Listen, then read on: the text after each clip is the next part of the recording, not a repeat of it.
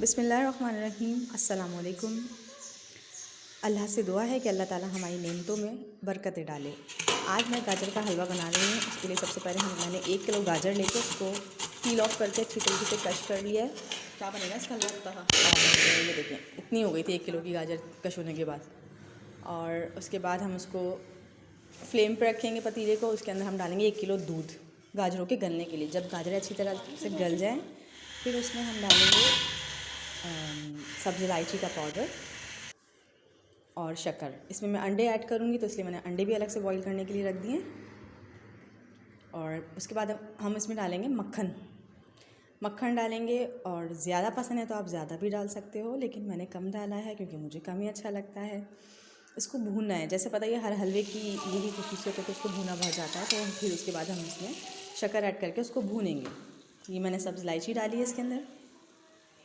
अब आपको इसके अच्छी तरीके से भूनना है। भूनने के बाद आप इसमें चाहें तो सारे ड्राई फ्रूट्स ऐड कर सकते हैं, खोया ऐड कर सकते हैं। ये देखिए भून चुका है मेरा हलवा। और इसमें मैं अंडे ऐड करूँगी। अगर रेसिपी पसंद आई हो, बहुत ही सिंपल आसान रेसिपी है, हर बिगिनर बना सकता है। अगर आपको पसंद आई हो तो प्लीज़ मेरे चैनल को सब्सक्राइब करें, लाइक करें और मुझे दुआ में याद रखिएगा। अल्लाह हाफ़िज़।